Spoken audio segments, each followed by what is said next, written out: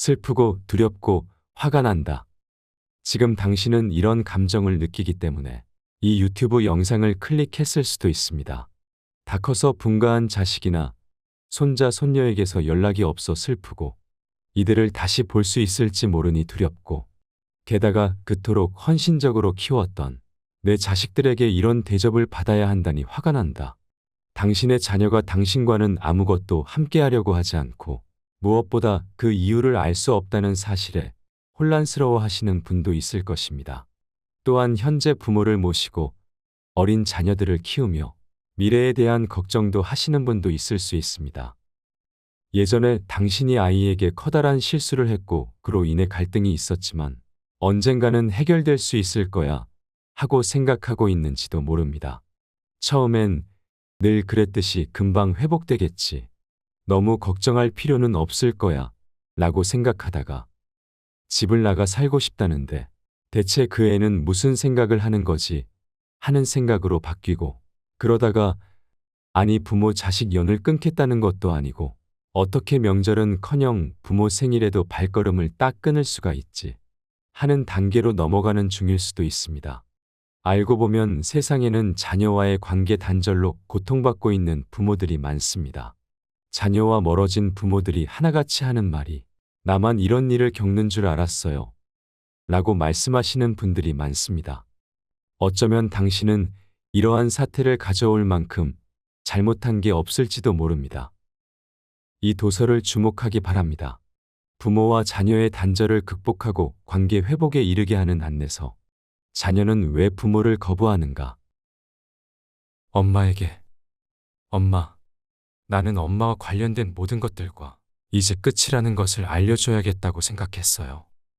엄마는 좋은 사람처럼 보이고 싶을 때만 뭔가를 하지만 솔직히 엄마가 그렇지 않다는 건 우리 다 알잖아요. 엄마는 자기중심적이고 자기 이익에만 관심 있는 사람 같아요. 지난 일요일 점심 식사 후에 난 단지 엄마에게 돈을 좀 빌려달라고 부탁했어요. 다른 사람도 아니고 바로 엄마 아들이 사업을 시작할 수 있는 돈이요. 엄마가 관심을 갖고 몇 가지 물어보기라도 했다면 많은 걸 얘기해 줬을 거예요.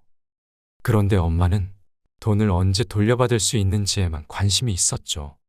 나는 엄마를 엄마로 생각했지 은행이라고 생각한 게 아니라고요. 그래서 가족 모두에게 이 글을 복사해 보내서 엄마가 어떤 사람인지 모두 알게 하려고 해요. 다들 엄마를 잘 몰라서 나하고는 다르게 이상한 소리들을 하고 있으니까요.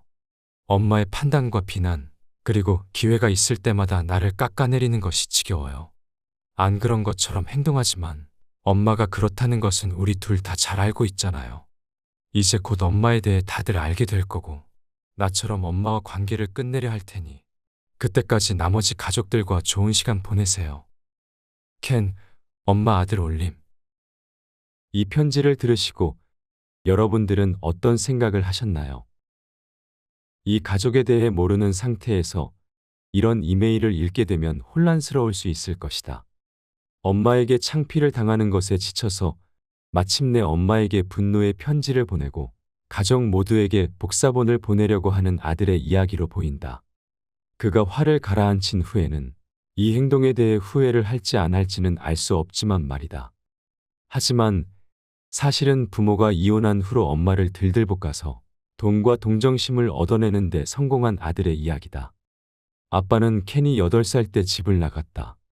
다른 부모들이 그렇듯 엄마 베키는 아이들에게 이혼의 상처를 안겨준 것에 대한 죄책감 속에 살았고 그에 대한 보상 심리로 오히려 너무 많이 주는 실수를 범했다.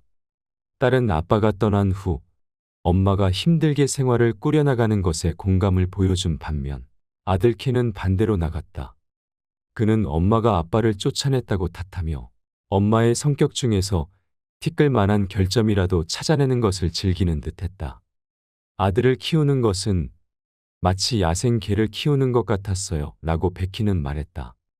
계속해서 쓰다듬어주고 먹이를 주고 원하는 것을 하나도 빠짐없이 다 해주면 물지 않다가 어느 순간 등을 돌리면 달려들어 물어뜯지요. 그녀가 아들에 대해서 실수를 한 부분은 분명하다. 그녀는 좀 더 일찍 켄의 버릇을 고치려 하지 않았고 죄책감 때문에 일정한 제한을 두지 못했으며 끝없이 주고 끝없이 용서하며 그에 대한 사랑과 헌신을 입증하려고 했다. 그러나 켄이 책임감 있고 공손하지 못한 사람이 된 것에 대해 그녀가 비난받는 것은 옳지 않다. 켄은 이혼 전에도 다루기 힘들고 버릇이 없었으며 공손하지 않았다.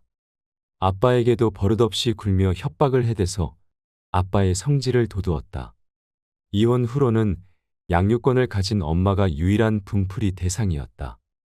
자신을 버린 아빠를 향한 아들의 상실감과 분노를 받아주는 사람은 엄마뿐이었다. 아들은 이혼 전에는 그렇게도 안 좋아했던 아빠를 더없이 좋은 사람이냥 만들어내기도 했다. 아들 켄은 심리 상태가 불안정하고 자기중심적이며 사고가 이분법적이었다. 인간관계나 직장 생활을 오래 유지하지 못하고 술에 빠져 살곤 했다. 켄과 같은 성인 자녀는 가족 간의 혼란과 분열을 일으킬 가능성이 크다. 친구나 가족에게 부모의 성격이 의심스럽다는 말을 퍼뜨리기도 하고 불만을 가진 다른 가족을 부추기기도 한다. 엄마에게 공격성을 보이는 켄에게는 아빠가 무엇이든지 해줄 수 있는 동맹군이었다. 켄의 나쁜 행동과 기질을 바로잡기는커녕 결혼 생활을 끝낸 게 잘한 일이었음을 스스로에게 재확인시키려는 듯 오히려 아들을 도와주며 부추겼다. 이 때문에 켄의 누나들은 오히려 아빠와 사이가 멀어졌다. 아빠가 켄과 한통속이 되어 엄마를 구렁텅이로 밀어넣는 행동을 하고 있었기 때문이다. 그들은 진작에 켄을 포기했다. 부모는 과연 어떻게 대처해야 할까? 문제를 일으키는 가족 구성원에게 어떻게 대처하는 것이 좋을까? 이에 대해서는 뾰족한 방법이 없다. 그의 내적인 삶이 불안과 분노, 혼란으로 가득해서 아무리 신경 써서 맞춰주고 포용하려고 해도 영원히 행복하거나 만족스러울 수 없다. 성인 자녀와 건강한 관계를 유지하려면 부모는 좀 더 자유롭게 자신의 의견을 말하고 의도를 명확히 하며 작은 차이라도 확실히 느낌을 전달해야 한다. 건강한 관계에서는 양쪽 모두 한 개인으로서 존재하며 단점이나 그 밖의 모든 것이 충분히 공존해야 한다. 하지만 문제를 일으키는 성인 자녀라면 부모는 더 신중해야 한다. 그것은 유전하기 다른 사람을 바라보는 우리의 관점, 즉, 이 사람은 안전한가 위험한가 관대한가 인색한가 성실한가 까다로운가 친절한가 잔인한가에 대한 평가를 부추기거나 왜곡하는 것과 부분적으로 관련이 있기 때문이다. 때로는 부모와 자녀가 서로 잘 맞지 않기도 하는데 이는 서로 간에 이미 정해진 성향이 너무 다르기 때문이다. 원인이 무엇이건 간에 켄처럼 너무도 많은 피해를 주는 성인 자녀를 둔 부모는 사랑과 규제를 어떻게 적용해야 할지 배워야 한다. 성인 자녀의 인격은 궁극적으로는 그들의 잘못이라 할 수 없는 처절한 생존 본능으로 무장되어 있기 때문에 부모의 사랑이 필요하고 매우 끔찍한 일을 저지를 수 있기 때문에 부모의 제한이 필요하다. 일반적인 경우라면 아래의 조언이 도움이 될 수 있다. 첫째, 스스로를 탓하거나 비판하지 말고 죄의식에 사로잡히지도 말고 당신이 하고 싶은 것이나 하고 싶지 않은 것을 조용히 말하라. 예를 들어 다음과 같은 조건을 전제로 너를 도와주겠다 라거나 혹은 내가 왜 그렇게 느끼는지 이해한다. 하지만 나는 그렇게 할 수 없단다 라고 말하는 것이다. 그러나 다음과 같은 말은 삼가야 한다. 너는 받기만 하고 아무것도 주는 것이 없구나. 너는 사람을 조종하고 파괴적인 사람이야.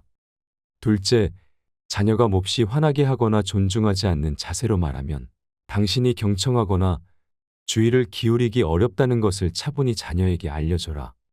자녀가 뭔가 중요한 것을 말하려 하고 당신 역시 귀를 기울이지만 목소리가 적대적이고 협박투라면 협박은 통하지 않는다고 말해준다.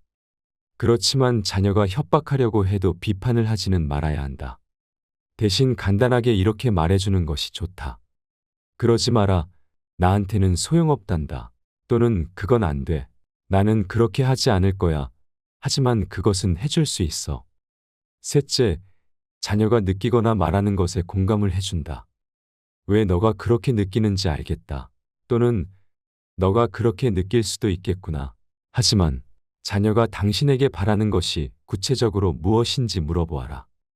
그리고 당신의 죄책감이나 협박당한 느낌과는 무관하게 당신이 어떻게 할지를 결정하자. 넷째, 자녀의 감정을 통제하려고 하지 말고 당신이 자신의 감정을 통제하고 있다는 본보기를 보여줘라. 정신적인 문제가 있는 성인 자녀는 부모와 친밀한 관계를 유지하는 것이 무척 힘들다. 그런 사람들은 정신력이 약해서 부모와 자식 사이에 있을 수 있는 일상적인 갈등을 이겨낼 수가 없다. 그들은 끊임없이 감정에 사로잡혀 있으며 절망적인 생각으로부터 안식을 얻기 위해 필사적인 행동을 한다. 그 결과 다른 사람을 통제하는 것에서 위안을 찾으려 한다. 두 번째, 유언장에서 자녀를 제외시키기. 사랑하는 내 아들에게 몇 년 동안이나 너에게 다가가려 했지만 너가 나와의 관계를 원하지 않는다는 것이 분명한 것 같구나. 너에게 상처를 주거나 너를 실망시키거나 기대를 저버린 것에 대해 내가 미안하게 생각하는 것을 알아주기 바란다. 그것은 내가 무덤까지 가지고 갈 고통과 후회의 원천이다. 너가 나와의 관계를 원하지 않는 데에는 충분한 이유가 있다고 생각한다. 너도 알다시피 난 늙어가고 재산 상속을 계획할 때가 되었다. 너가 나와 인연을 끊으려 하는 걸 알면서도 너에게 유산을 물려주는 건 힘들다는 사실을 인정해야겠다. 너가 나를 거부하는 데에는 이유가 있다는 것을 알고 있지만 너가 우리의 관계를 위해 노력할 마음이 없는데도 너에게 유산을 상속하는 것은 기분이 좋지 않구나. 남들처럼 좋은 관계를 갖는 것까지는 바라지도 않지만 그래도 어떤 식으로든 너와 연락은 하면서 지내고 싶다. 너가 가족 상담을 받을 생각이 있다면 이런 결정을 내리지 않아도 될 것 같은데 너의 생각을 알려주었으면 한다. 너의 엄마가 당신이 돈을 갖고 협박한다고 비난하는 답장이 올 수도 있다. 그런 경우에는 다음과 같이 회신할 수 있을 것이다. 어떤 느낌이 드는지 알겠다. 우리 관계가 어떻게 해도 회복될 수 없는 엄청나게 큰 사각지대가 나에게 있는 것 같구나. 나는 우리 관계를 치유할 방법을 찾으려고 할 뿐이란다. 내가 좋은 엄마였다고 너를 설득하려는 게 목적이 아니라는 걸 알아주었으면 좋겠어. 내가 세상을 떠나기 전에 우리 관계를 개선해 볼 일종의 장을 마련하고 싶기 때문이야. 그리고 지금보다 나아지기 위해 우리의 차이점을 해소할 방법이 있는지 확인할 기회를 가져보려는 거란다. 아니면 유언장에 다음과 같이 쓸 수 있다. 내가 너에게 유산을 남기지 않게 된 것이 무척 안타깝구나. 너가 어렸을 때나 너가 자랄 때 너에게 고통을 주었던 것에 대해 사과하기 위해 내 삶의 많은 부분을 바쳐서 너에게 다가가려고 노력했지만 너는 나에게 연락할 마음이 없는 것 같다. 부모로서 너에게 큰 상처를 준 건 인정하지만 그래도 그것 때문에 너나 손주들을 아예 못 보고 산다는 게 이해가 되지 않는구나. 나는 너가 고통받는 것도 바라지 않고 그렇다고 너에게 되갚는 것도 원치 않는다. 그러나 너와 관계를 유지했다면 너에게 주고 싶었을 많은 것들을 이런 상황에서 너에게 남기는 것은 잘못된 것으로 느껴진다. 너의 엄마가 이 편지는 아무래도 징벌처럼 느껴진다. 사랑하는 사람을 떠나며 남기는 이별의 메시지로 징벌은 안 좋은 것 같다. 그러나 유산을 물려주기가 너무 힘들다면 이 편지가 가장 좋은 방법일 것이다. 세 번째, 관계 단절된 자녀도 똑같이 받아야 하는 이유. 부모는 자녀가 더 나은 결정을 하지 못한 것에 대해 그들도 어쩔 수 없었던 경우가 있다는 것을 인정해야 한다. 결혼 후 배우자의 영향, 자녀에게 닥친 불운 또래 친구의 영향, 정신적인 부분 등 많은 요소가 작용하기 때문이다. 부모가 더 나은 결정을 내릴 수 있었는데 그러지 않았다고 원망하는 자녀처럼 자녀가 더 나은 결정을 내릴 수 있는데 그러지 않는다고 원망하는 부모가 되어서는 안 된다. 물론 자녀가 나에게 감사하게 생각하거나 효도하지 않고 나를 용서하지 않으며 거부하는 것에 대해 화가 날 수는 있다. 그러나 우리 마음대로 그들을 바꿀 수는 없다. 그렇다고 자녀마다 유산 상속 비율을 다르게 책정하는 것은 형제 간 불화를 일으킬 수 있으므로 신중해야 한다. 유산을 적게 받은 자녀가 불만을 품고 소송을 제기하면 문제가 복잡해질 뿐만 아니라 형제들끼리 화해할 기회도 사라지게 된다. 하지만 자신에게 잘하고 효도하는 자녀와 그렇지 않은 자녀에게 같은 금액의 유산을 남겨주는 것은 불공평하다고 생각하는 건 당연하다. 나 역시 공감하지만 유산 상속이라는 최종 수단 말고도 부모에게 효도한 자녀가 부모 살아생전에 보상받을 수 있는 방법은 많이 있다. 돈을 빌려주거나 커다란 선물을 하는 것도 여기에 포함된다. 네 번째, 누구도 상처받지 않는 유언장 설계하기. 벤저민 씨 부부는 자기 아들과 약혼한 여자를 못마땅해 했다. 자리에 앉자마자 부인은 말을 꺼냈다. 아들이 동거를 하더니 이젠 결혼하고 싶다고 말한 여자가 있어요. 우리는 버릇없고 무례한 그 여자가 마음에 들지 않아요. 아들에게도 그 여자가 마음에 들지 않는다고 이야기했어요. 그렇게 예절도 모르는 여자가 좋은 엄마가 될 것 같지는 않아요. 나는 계속해서 이야기를 들어주었다. 아들이 내 말을 전한 게 분명해요. 그 이후로 우리는 아들을 만나지도 소식을 듣지도 못했어요. 아들이 그 여자와 결혼한다면 재산을 물려주지 않겠다고 확실하게 알려주고 싶어요. 나는 고개를 끄덕였다. 사위나 며느리를 싫어하는 부모가 흔히 하는 말이었다. 그러고 나서 부인은 상담실을 찾은 결정적 이유가 된 질문을 이어갔다. 그래서 말인데요, 그 여자가 아들의 인생을 망칠 수 있다는 걸 어떻게 하면 아들에게 알려줄 수 있을까요? 네, 무슨 말씀인지 알겠습니다. 내가 말했다. 하지만 유산을 안 물려준다고 해서 아드님이 그 여자분을 포기하게 될 것 같지 않네요.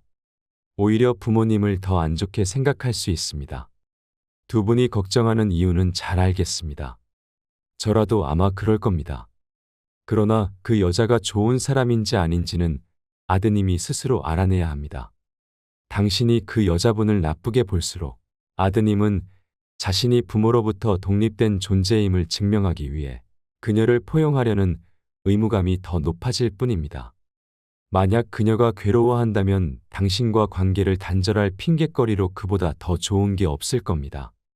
우리는 아들 인생을 우리 마음대로 하려는 게 아니에요. 그 애도 어른이 되었으니 원하는 건 뭐든 할 수 있겠죠.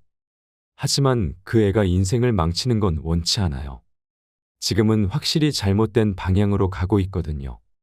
그 말에 전적으로 동의합니다. 문제는 잘못된 방향으로 가는 걸 막기 위해 당신이 무엇이든 할 수 있는가 하는 것입니다. 그녀는 당신 손자의 엄마가 될지도 몰라요. 그녀가 정말로 문제가 있는 사람이라면 상황이 어려울 때 아들은 당신의 도움을 필요로 할 것입니다.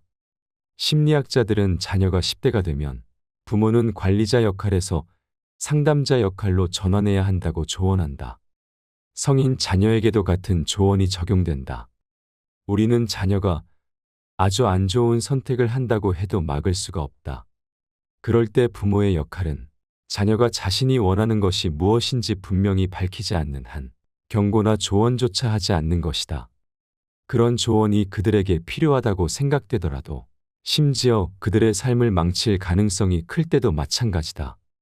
이런 생각의 틀을 염두에 두고 나는 벤저민 부부에게 다음과 같이 조언했다. 저 같으면 아드님이 그 여자와 결혼할 경우 유언장에서 빼버리겠다고 한 말을 취소하겠습니다. 그리고 그녀에게 다가가 대화의 길을 열어보려고 노력할 것입니다. 그녀를 좋아하지 않고 의구심이 들더라도 당신이 모든 것을 내려놓고 노력한다면 아드님은 당신을 존경할 것입니다. 두 부부는 내 말에 동의했다. 하지만 우리가 죽은 후 그 여자가 우리 돈을 받는 것은 원하지 않아요. 사실 이러한 경우는 흔한데 유산을 전적으로 자신의 자녀가 관리하도록 지정해서 유언장을 작성할 수 있다. 이때 자녀가 이혼하면 상속액은 자녀를 따라가게 되도록 규정할 수 있다. 몇 번의 추가 상담 회기를 끝낸 후 벤저민 부부에게 변호사와 상담할 것을 권했다. 이렇게 해서 그들은 유산 상속에 대한 대안을 갖게 되어 마음의 평화를 찾을 수 있었다. 다섯 번째, 부모와 자식과의 단절에 이르게 되는 일반적인 유형. 나는 관계가 단절된 성인 자녀와 부모가 화해에 이르도록 돕는 역할을 한다. 하지만 모든 경우에 성공하는 것은 아니다. 결국 화해는 부모와 성인 자녀 양쪽이 모두 의지를 갖고 해낼 수 있을 때만 가능했고 성공할 수 있었다. 부모가 화해와 관계 회복에 대한 동기가 더 확실하기 때문인지 대개는 부모가 주도권을 갖는다. 화해가 이루어지지 않는 경우를 보면 부모가 겸허한 자세로 자기 반성을 하거나 관계 회복을 위해 적극적인 노력을 하지 않기 때문이다. 부모가 아무리 공감하며 잘해보려고 해도 자녀가 화해를 할 수도 그럴 마음도 없는 경우 어떤 진전도 보기 힘들다. 그 이유를 알아보자. 첫째, 부모의 이혼. 이혼 가정의 아이는 부모나 다른 가족을 자신이 속한 공동체의 일원으로 보기보다는 한 사람 한 사람 상대적인 약자와 강자의 개념으로 바라보기 쉽다. 결국 이혼 가정의 자녀는 다음과 같은 과정을 통해 관계 단절에 이르기 쉽다.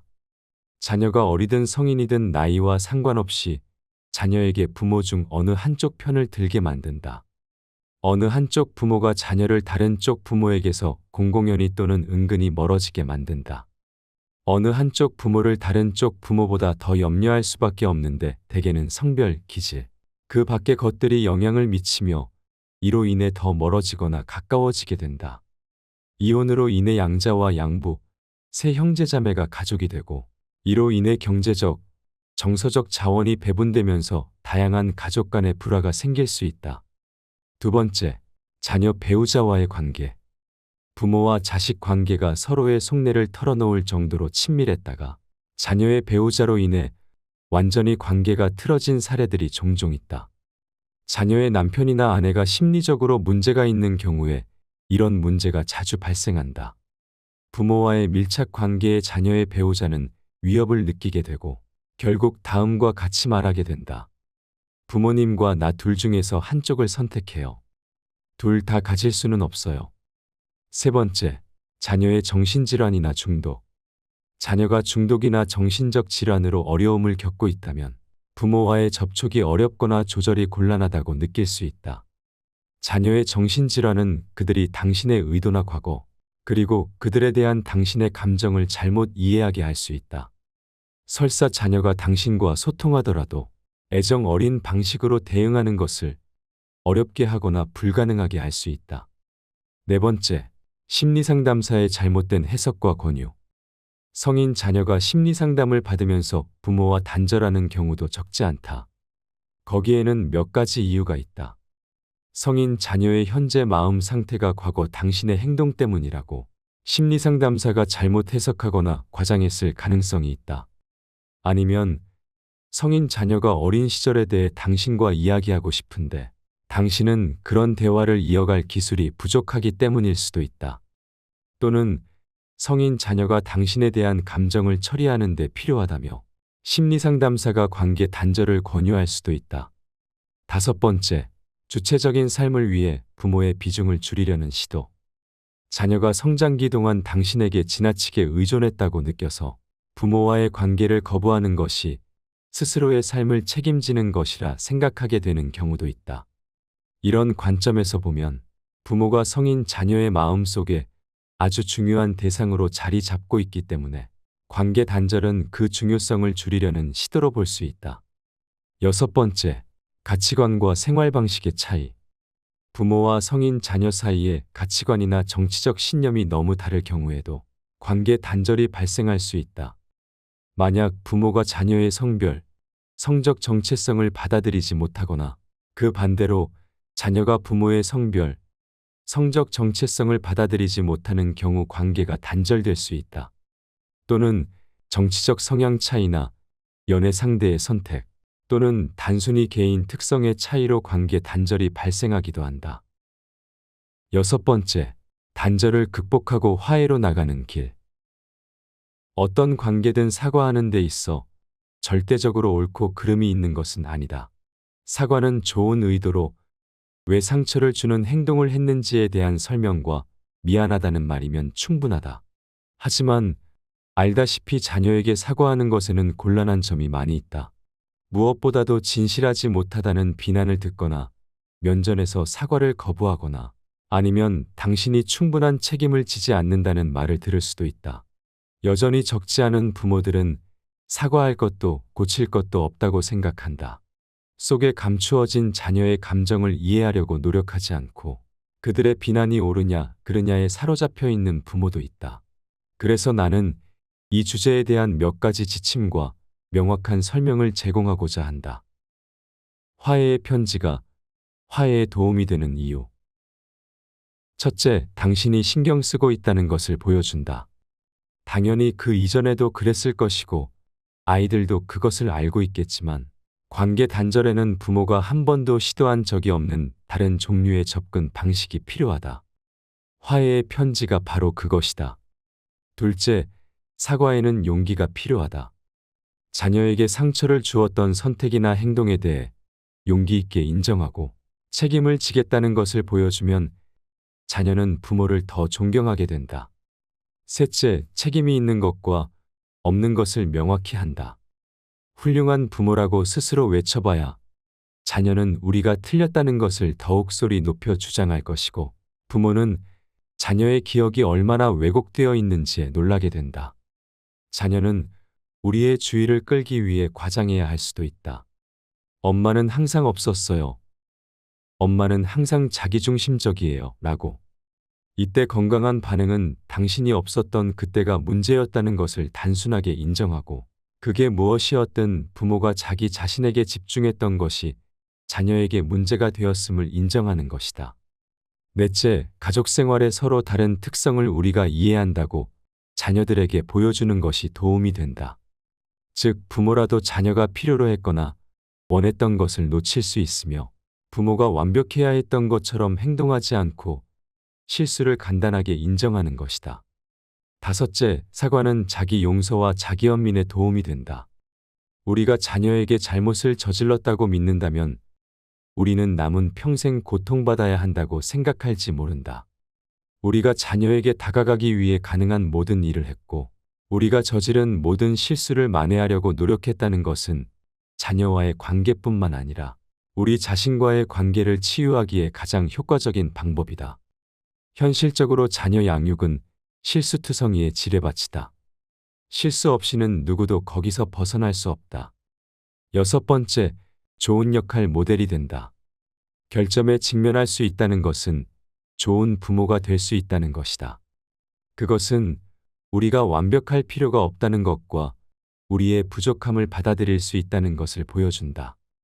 일곱 번째, 화해의 편지는 자녀에게 부모로부터 분리되었으며 어른이 되었다고 느끼게 도와준다. 당신이 자녀와 대등한 관계를 원한다는 것을 보여주는 효과적인 방법이 바로 화해의 편지이며 자녀가 앞으로 어떻게 대우받기 원하는지 과거에는 어떻게 대우받았는지에 대해서도 알려준다. 화해를 방해하는 5가지의 잘못된 믿음. 나는 아무 잘못도 하지 않았다. 실수에 대해 생각하면 너무 기분이 상한다. 나에게 불리하게 작용할까봐 걱정된다. 자녀를 더 미성숙하게 만들까봐 걱정된다. 전 남편 혹은 전 처에게 내가 틀렸다는 것을 인정하는 빌미가 될까봐 걱정된다. 화해의 편지는 실제로 당신의 힘과 사랑을 보여주는 강력한 방법이며 전 배우자가 당신에 관해서는 틀렸다는 가장 좋은 증거가 될 수 있다. 화해의 편지를 작성할 때 저지르기 쉬운 5가지 실수. 충분히 인정하지 않기. 변명이나 자기방어. 구구절절한 설명. 자녀 탓하기. 다른 사람 탓하기. 자녀로부터 비난을 받으면 아빠 또는 엄마의 잘못 또는 할아버지나 할머니 잘못이라고 핑계 대기 쉽다. 다시 말하지만 자녀가 하는 말에 공감하고 반성해야 한다. 다른 사람을 비난하는 것은 아무리 그게 맞는다 해도 당신이 책임지지 않을 것처럼 보이게 한다. 화해하는 데에는 편지를 쓰는 것이 가장 좋다. 이메일이 더 격식이 없기 때문에 효과적이다. 편지나 이메일은 생각을 정리하고 하고 싶은 말을 신중하게 할 수 있게 한다. 또한 자녀의 반응이나 방어에 순간적으로 맞대응하느라 원래 가려던 방향에서 벗어나는 것을 막아준다. 부모와 자녀 관계를 위한 10가지 새로운 규칙. 첫 번째, 당신의 자녀는 언제든 떠날 준비가 되어 있기 때문에 관계 조건을 정하는데 당신보다 더 많은 권한을 가지고 있다. 덜 신경 쓰는 자가 더 많은 힘을 가진다는 것이 게임의 기본 이론이다. 두 번째, 자녀와의 관계는 의무나 정서적 부채감, 책임감에서가 아니라 행복과 개인적인 성장을 만드는 환경에서 이루어져야 한다. 세 번째, 부모로서 얼마나 잘 해냈는지 판단하는 사람은 당신이 아니다. 과거에 대해 자녀의 이야기와 의견을 들어볼 필요가 있다. 네 번째, 죄의식에 사로잡히거나 반대로 비난을 해서는 자녀에게서 원하는 것을 결코 얻지 못할 것이다. 관계가 단절된 상태라면 더욱 그렇다. 다섯 번째, 평등주의적이고 정신분석적이며 자각적인 방식으로 소통하는 방법을 배우는 것은 자녀와의 좋은 관계를 위해 필수적이다. 여섯 번째, 자녀를 키울 때도 부모였고 자녀가 죽을 때까지도 부모다. 당신은 자녀를 이 세상에 데려왔다. 그러니 자녀가 목표에 이르는 것이 불가능해 보일지라도 화해가 목표라면 당신은 계속 노력해야 한다. 일곱 번째, 자녀에게 재정적이나 정서적으로 많은 투자를 한다고 해서 자녀들이 원하는 것보다 더 많은 만남이나 애정을 받을 자격이 주어지는 것은 아니다. 여덟 번째, 자녀의 배우자를 비난하면 관계가 단절될 위험이 높아진다. 아홉 번째, 자녀의 이성에 대한 취향이나 성적 정체성을 비난하면 관계가 단절될 위험이 높아진다. 열 번째, 당신이 어려운 어린 시절을 보냈고 당신의 부모보다 더 나은 부모 노릇을 했다고 해서 당신의 자녀가 당신에게 상처받은 모든 방식을 받아들여야 한다는 의미는 아니다. 관계 단절의 고통을 관리하는 방법을 이해하는 것은 대부분의 부모가 직면하게 될 가장 큰 도전 중 하나다. 그것은 관계 단절이 우리의 가장 약하고 기초적인 곳을 공격하기 때문이다. 좋은 부모가 되는 것은 우리의 정체성과 자존감의 핵심이다. 자녀에게 자신이 좋은 부모가 아니라는 말을 직접 또는 간접적으로 들으면 두려움, 슬픔, 걱정, 분노, 죄책감, 후회와 같은 깊은 감정을 느끼게 된다. 이러한 감정적인 반응은 치유를 훨씬 더 어렵게 만드는 문제를 가져온다. 부모가 자녀의 눈을 통해 자신을 들여다보며 행동을 고치려 한다면 자녀와의 거리가 좁혀질 가능성이 크다. 이때 자녀의 반응이 아무리 차갑더라도 공감을 보여주고 관계를 위해 계속해서 노력하는 것이 중요하다. 그저 지난 일이니 다 잊고 극복하라는 식의 말을 하는 부모보다는 성인 자녀가 이해받았다고 느낄 때까지 충분한 시간을 들여서 노력한 부모가 더 나은 결실을 보게 된다. 자녀 역시 부모를 끊임없이 비판하기보다는 부모에게 연민을 갖고 공감한다면 이전에는 보지 못했던 부모의 새로운 모습을 발견하게 될 것이다. 그런 태도가 부모의 마음을 열어 자녀의 말을 더 잘 경청할 수 있게 한다.